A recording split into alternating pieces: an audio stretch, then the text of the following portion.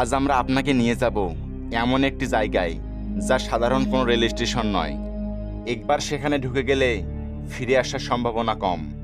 বন্ধুরা, আজকের ভিডিওতে জানবো এমন এক রেল স্টেশনের গল্প যেখানে সময় থেমে থাকে আর মানুষ হারিয়ে যায়। সত্যি কি এই রেল স্টেশন অভিশপ্ত, নাকি সবই কাকতালীয়? শুরু করছি আজকের রহস্যময় ভ্রমণ।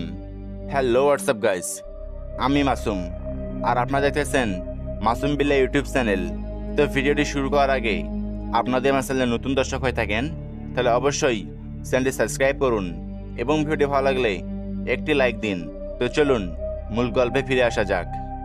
ভারতের একটি প্রত্যন্ত গ্রামে অবস্থিত এই নরকপুর রেল স্টেশন নামটি শুনলেই শিহরণ জাগে। 1954 সালে ব্রিটিশদের সময় তৈরি এই রেল স্টেশন ছিল একটি গুরুত্বপূর্ণ সংযোগ পথ।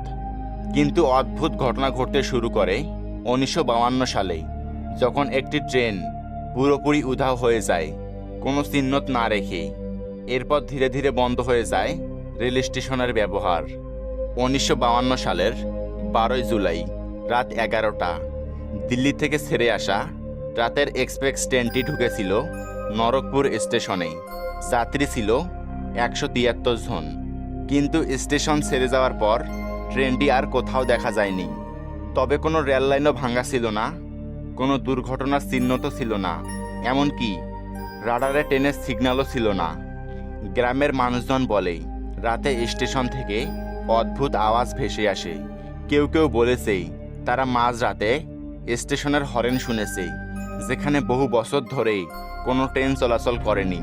কিন্তু মানুষ বিশ্বাস করে ওই ট্রেন আজও ওই রেল স্টেশনে আটকে আছে অন্য এক ভিন্ন মাত্রায়।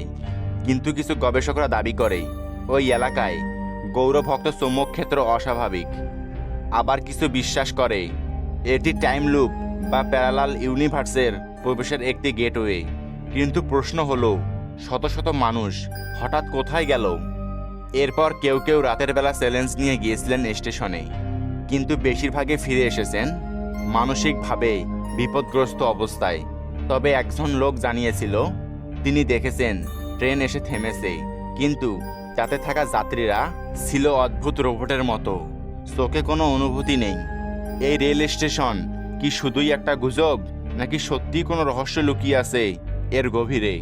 আজ পর্যন্ত এর কোনো নিশ্চিত ব্যাখ্যা মেলেনি। তবে আপনি কি মনে করেন কমেন্টে জানাতে ভুলবেন না।